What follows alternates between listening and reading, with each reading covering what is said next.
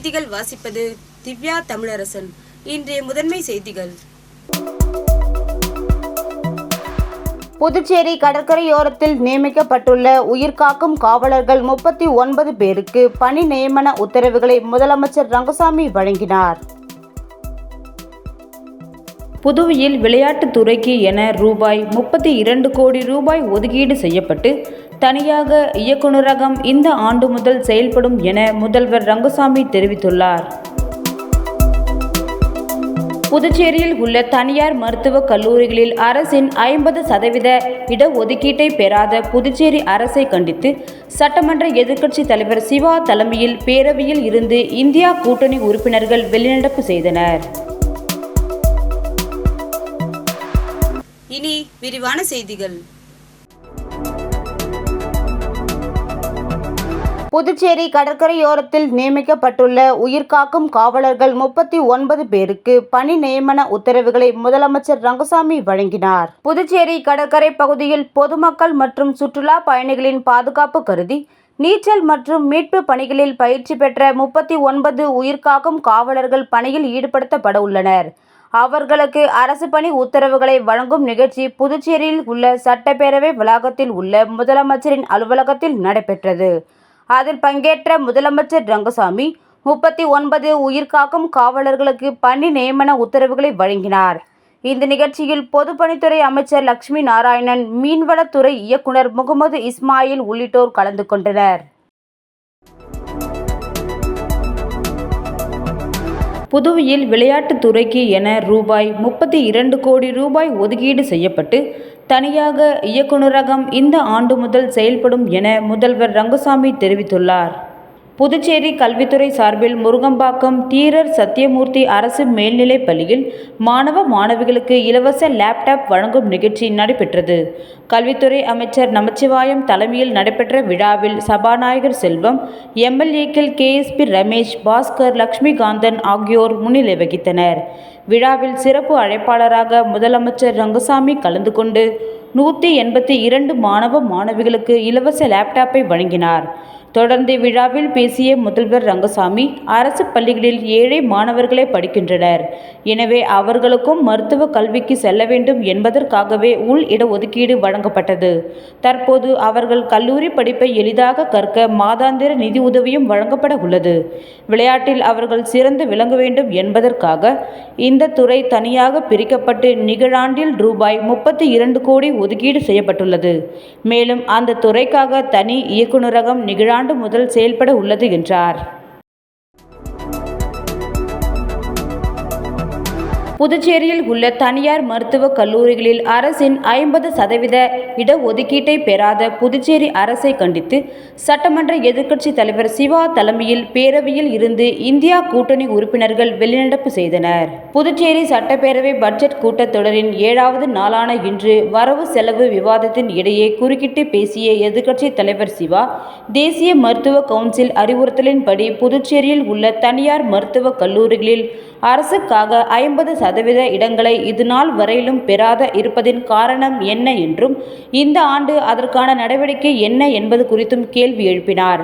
அதற்கு பேரவைத் தலைவர், தேசிய மருத்துவ கவுன்சிலின் ஆணையை எதிர்க்கட்சித் தலைவர் கொடுக்க வேண்டும் என்றார்.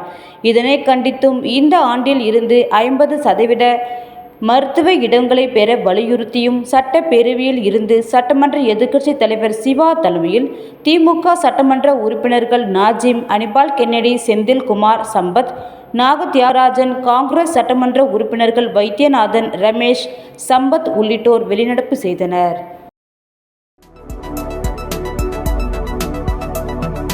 புதுச்சேரி குரும்பாம்பேட் பகுதியில் எழுந்தருளியுள்ள ஸ்ரீ யோகமாயா லலிதாம்பிகை ஆலயத்தில் ஆடி பூரத்தை முன்னிட்டு அம்மன் ஊஞ்சல் உற்சவத்தில் எழுந்தருளி பக்தர்களுக்கு காட்சியளித்தார்.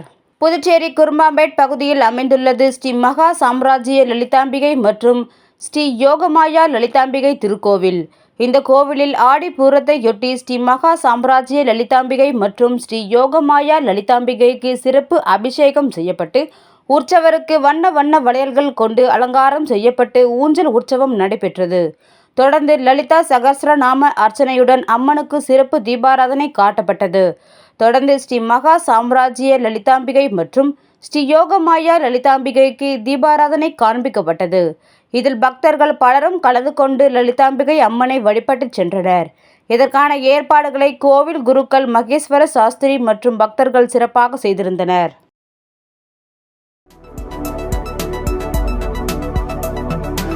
மனைவியை இழந்து வீடு இல்லாமல் தவித்த முதியவருக்கு மனித கடவுளாக மாறி வீடு கட்ட நிதி உதவி கொடுத்த சமூக ஆர்வலரின் செயல் நெகிழ்ச்சியை ஏற்படுத்தியுள்ளது. புதுச்சேரி அரியாங்குப்பம் தொகுதிக்கு உட்பட்ட அருந்ததிபுரத்தில் மனைவியை இழந்து காது கேளாத மாற்றுத்திறனாளியான பெருமாள் என்பவரது வீடு பழுதடைந்து குடியிருக்க லாய்க்கற்ற நிலையில் இருந்தது. இதனால் மழையிலும் வெயிலிலும் கொசுக்கடியிலும் துயரங்களை அனுபவித்து வந்தார். இதை பற்றி தொகுதி மக்கள் மூலம் தெரிந்து கொண்ட சமூக ஆர்வலரான விக்கி என்கிற ராஜகணபதி தானாக முன்வந்து வீடு இழந்து தவித்த முதியவருக்கு வீடு கட்டி கொடுக்க முதல் கட்ட தவணையாக 50,000 ரூபாயை வழங்கினார். மேலும் வீட்டை சரி செய்து கொடுப்பதாகவும் வாக்குறுதி அளித்தார். வீடு இல்லாமல் தவித்த ஒருவருக்கு வீடு கட்டி கொடுக்க அவரது வாழ்வில் விலைக்கேற்றிய மனித நேயமிக்க சம்பவத்தை புதுச்சேரி அரியாங்குப்பம் தொகுதிக்கு உட்பட்ட அருந்ததிபுரத்தை சேர்ந்த மக்கள் அவரை மனதார பாராட்டினார்கள்.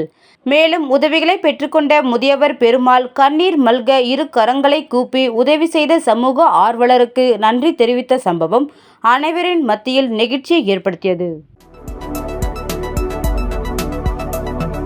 புதுச்சேரியில் 5 பேரிடம் 3.43 லட்சம் ரூபாய் மோசடி செய்த கும்பலை போலீசார் தேடி வருகின்றனர். கொம்பாக்கம் பகுதியைச் சேர்ந்தவர் நிஜாமுதீன்.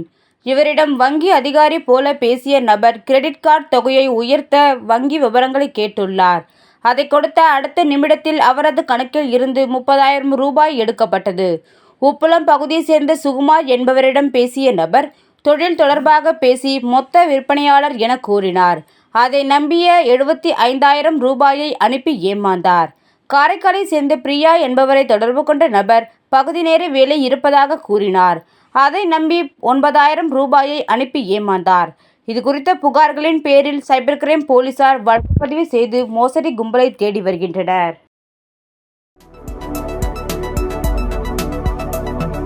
புதுச்சேரி வீராம்பட்டினம் செங்கழுநீரம்மன் ஆலயத்தின் ஆடி பெருவிழாவின் கொடியேற்றத்துடன் வெகு விமர்சையாக தொடங்கியது.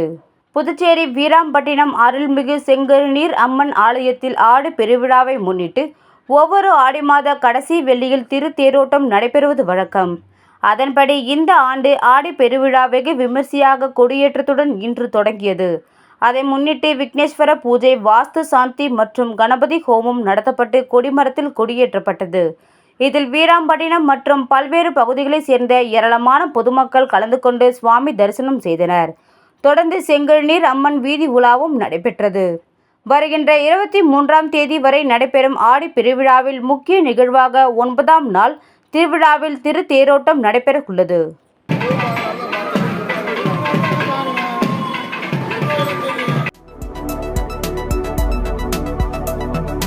விழுப்புரம் மாவட்டம் மரக்காணம் அருகே உள்ள அரியந்தாங்கல் கிராமத்தில் எழுந்தருளி இருக்கும் அருள்மிகு ஸ்ரீ விஷ்ணு துர்காம்பிகை ஆலயத்தில் அம்மனுக்கு வளையலணி விழா நடைபெற்றது. விழுப்புரம் மாவட்டம் மரக்காணம் அருகே அரியந்தாங்கல் கிராமத்தில் அமைந்துள்ள ஸ்ரீ விஷ்ணு துர்க்கை அம்மன் ஆலயத்தில் ஆடி பூரத்தை முன்னிட்டு நடைபெற்ற வளையலணி விழாவில் அம்மனுக்கு வளையல் அணிவித்து நேர்த்திக்கடன் செலுத்திய கிராம மக்கள் முன்னதாக அரியந்தாங்கல் கிராமத்தில் அமைந்துள்ள ஸ்ரீ நவதின கிருஷ்ணர் ஆலயத்தில் இருந்து வளையலினை விழாவிற்காக சீர்வரிசையாக கொண்டு வரப்பட்டது. அதைத் தொடர்ந்து ஸ்ரீ விஷ்ணு துர்காம்பி ஆலயத்தில் பல்வேறு பூஜைகள் செய்யப்பட்டு அதன் பின்பு அம்மனுக்கு வளையலினை விழா நடைபெற்றது. இதில் சுற்றுவட்டார பகுதியை சேர்ந்த திரளான பொதுமக்கள் கலந்து கொண்டு அம்மனுக்கு வளையல் அணிவித்து தங்களது நேர்த்திக் கடனை செலுத்தினர். இதில் நீண்ட நாட்களாக குழந்தை இல்லா தம்பதியினருக்கு அம்மனின் மடியில் வைக்கப்பட்டிருந்த எலுமிச்சை பழம் பிரசாதமாக வழங்கப்பட்டது. இந்த பழத்தை பெற்றுச் சென்றால் குழந்தையின்மை மற்றும் திருமண தடை நீங்கும் என்று சுற்றுவட்டார பகுதி மக்களால் கூறப்படுகிறது.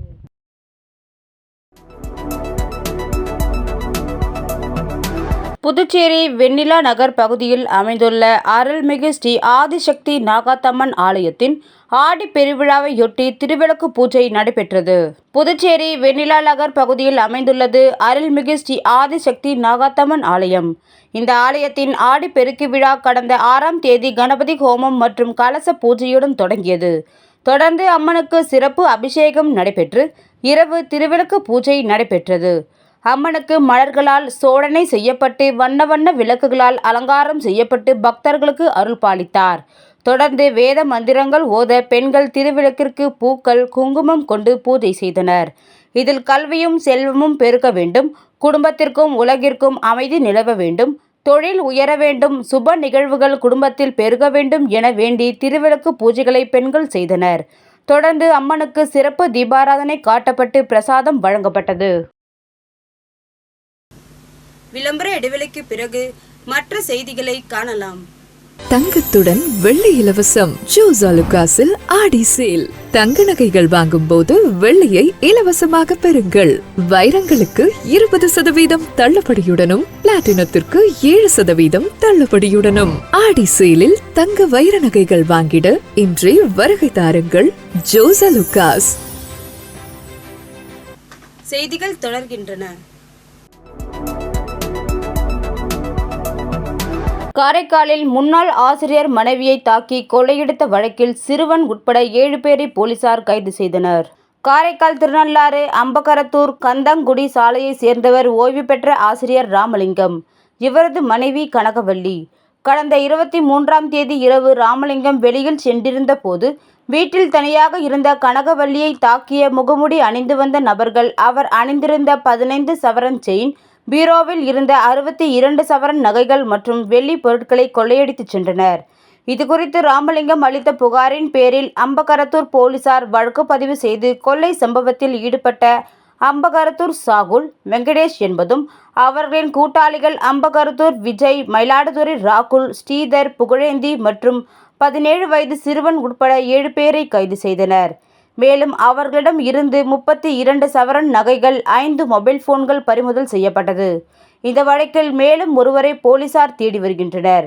கைது செய்யப்பட்ட 6 பேரை நீதிமன்றத்தில் ஆஜர்படுத்தி சிறையில் அடைத்தனர்.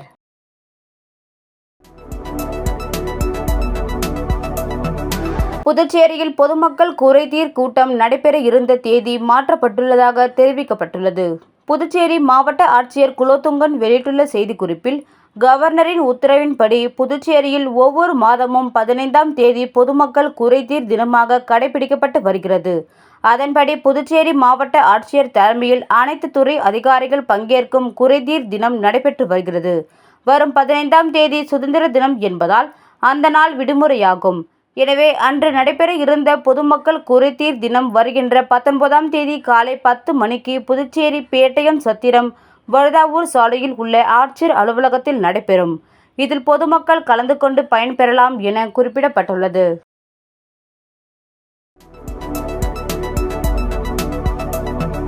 புதுச்சேரியின் வன்னிய முன்னேற்ற இயக்கத்தின் தலைவர் லிங்குசாமி புதுச்சேரி அரசிற்கு வேண்டுகோள் விடுத்துள்ளார். இதுகுறித்து அவர் அளித்த அறிக்கையில், புதுச்சேரியில் இப்போது சட்டமன்றத்தில் பட்ஜெட் கூட்டத்தொடர் நடந்து கொண்டிருக்கிறது.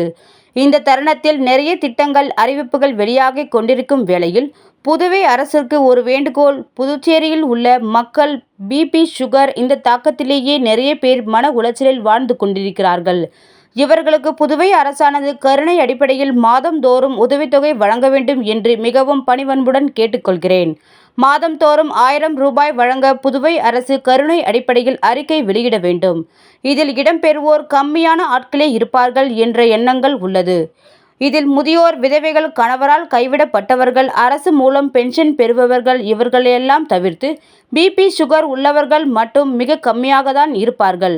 ஆகவே அவர்களுக்கு தன்னம்பிக்கையை ஏற்படுத்தும் வகையில் புதுச்சேரி அரசானது இந்த கூட்டத்தொடரிலேயே கருணை அடிப்படையில் ஒரு 1000 ரூபாயை உதவித்தொகையாக வழங்க வேண்டும் மற்றும் அரசு மருத்துவமனையில் சிகிச்சை பெறுவோருக்கும் இந்த ஊக்கத்தொகையை அறிவிக்க வேண்டும் என்று மிகவும் பணிவன்புடன் கேட்டுக்கொள்கிறேன் என்று குறிப்பிடப்பட்டிருந்தது.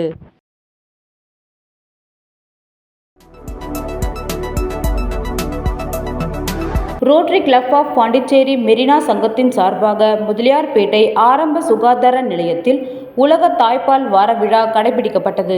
Rotary club of Pondicherry Marina சங்கத்தின் மூலம் தாய்ப்பால் வார விழா தத்தெடுத்த கிராமமான முதலியார்பேட்டையில் உள்ள ஆரம்ப சுகாதார மையத்தில் சிறப்பாக நடைபெற்றது.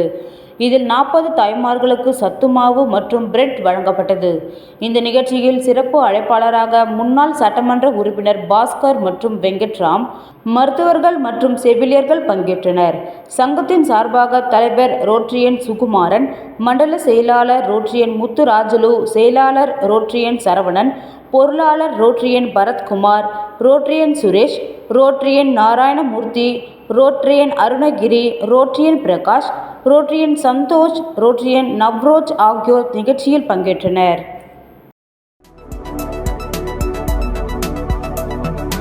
மேட்டுப்பாளையம் அருள்மிகு ஸ்ரீ களம்காத்த கருமாரியம்மன் ஆலயத்தில் ஆடி பூரத்தினை முன்னிட்டு நடைபெற்ற வளையல் அணி திருவிழா நிகழ்ச்சியில் திரளான பக்தர்கள் கலந்து கொண்டனர். முன்னதாக காலை 7 மணி அளவில் அம்மனுக்கு சிறப்பு அபிஷேகம் மற்றும் தீபாராதனையும், 9 மணி அளவில் உற்சவருக்கு சிறப்பு திருமஞ்சனமும், திருமண பாக்கியம் மற்றும் குழந்தை பாக்கியம் வேண்டுவோர் தங்களின் திருக்கரங்களால் அம்மனுக்கு சிறப்பு அபிஷேகம் செய்தனர். தொடர்ந்து மாலை சீர்வரிசை பொருட்களுடன் பெண்கள் திரளாக கலந்து கொண்டு வீதி உலா சென்று மீண்டும் ஆலயம் வந்தடைந்தனர். இதனைத் தொடர்ந்து உற்சவர் வளையலால் சிறப்பு அலங்காரம் செய்யப்பட்டு தீபாராதனை காண்பிக்கப்பட்டது. தொடர்ந்து உற்சவர் உட்புறப்பாடு நடைபெற்றது. முக்கிய நிகழ்வாக அம்மனுக்கு வளையல் அணிவிப்பு நிகழ்ச்சியும் நடைபெற்றது. இதில் திரளான பெண்கள் கலந்து கொண்டு அம்மனுக்கு வளையல் அணிவித்து தங்களது வேண்டுதலை நிறைவேற்றினர். இந்த விழாவிற்கான ஏற்பாடுகளை கோவில் அறங்காவல் குழுவினர் சிறப்பாக செய்திருந்தனர்.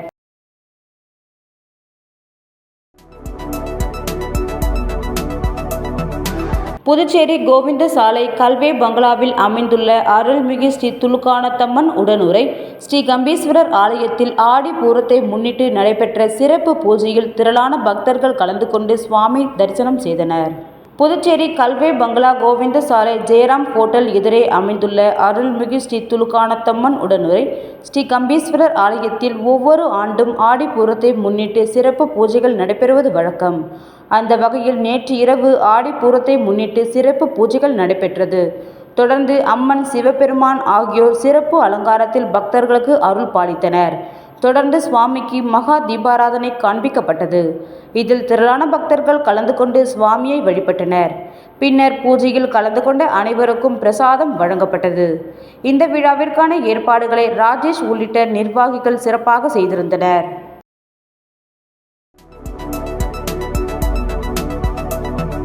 சாலையோர விற்பனை குழு தேர்தலை உடனே நடத்த வேண்டும், சாலையோர வியாபாரிகள் மீது பொய் வழக்கு பதிவு செய்யப்படுவதை நிறுத்த வேண்டும் உட்பட பல்வேறு கோரிக்கைகளை வலியுறுத்தி 100க்கும் மேற்பட்ட சாலையோர வியாபாரிகள் சங்கத்தினர் பேரணியாக சென்று சட்டமன்றம் அருகே கண்டன ஆர்ப்பாட்டத்தில் ஈடுபட்டனர். புதுச்சேரியில் ஆக்கிரமிப்பு அகற்றும் என்ற பெயரில் சாலையோர வியாபாரிகளை அப்புறப்படுத்தக்கூடாது, சாலையோர வியாபாரிகள் மீது புதுச்சேரியை ஆளும் என்ஆர் காங்கிரஸ் பாஜக அரசு வழக்கு பதிவு செய்வதை கைவிட வேண்டும், நிறுத்தப்பட்ட சாலையோர விற்பனை குழு தேர்தலை உடனடியாக நடத்திட வேண்டும், சாலையோர வியாபாரிகள் மற்றும் அமைப்பு சாரா தொழிலாளர்களுக்கான நல வாரியத்திற்கு தற்போது நடைபெறும் பட்ஜெட் கூட்டத்தொடரில் உரிய நிதி ஒதுக்கி செயல்படுத்த வேண்டும் என்பன போன்ற 10 அம்ச கோரிக்கைகளை வலியுறுத்தி ஆளும் அரசை கண்டித்து புதுச்சேரி சாலையோர வியாபாரிகள் சங்கம் சார்பில் 100க்கும் மேற்பட்ட வியாபாரிகள் ராஜா திரையரங்கத்தில் இருந்து சட்டப்பேரவை நோக்கி பேரணியாக சென்றனர். இந்த பேரணி முக்கிய வீதிகள் வழியாக சென்று சட்டமன்றம் முன்பு வந்தடைந்தது. அங்கு தடுப்பு கட்டைகள் அமைத்து போலீசார் பேரணியை தடுத்தனர். அதையடுத்து அங்கேயே கோரிக்கைகளை வலியுறுத்தி சாலையோர வியாபாரிகள் கண்டன கோஷங்களை எழுப்பினார்கள்.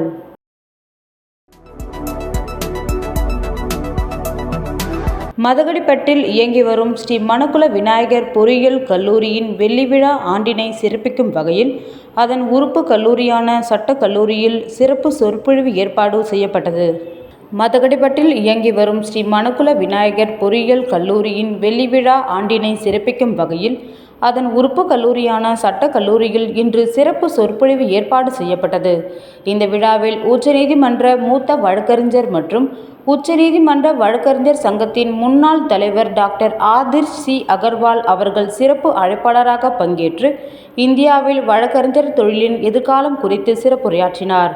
தனது உரையில் மாணவர்கள் சட்டக் கல்லூரியில் சேர்ந்த முதல் நாளிலிருந்தே தனது எதிர்கால குறிக்கோளை, அதாவது உச்சநீதிமன்ற, உயர்நீதிமன்ற அல்லது கீழ்மை நீதிமன்ற வழக்கறிஞர் என்பதில் ஒன்றை தேர்வு செய்து அதை அடைய தொடர் முயற்சி செய்ய வேண்டும் என்று அறிவுரை கூறினார். உச்சநீதிமன்றத்தில் தனது அனுபவங்களையும் மாணவர்களுடன் பகிர்ந்து கொண்டார். மேலும் வழக்கறிஞர் தொழிலில் தொழில்நுட்பத்தின் பயன்பாடு குறித்து விளக்கினார்.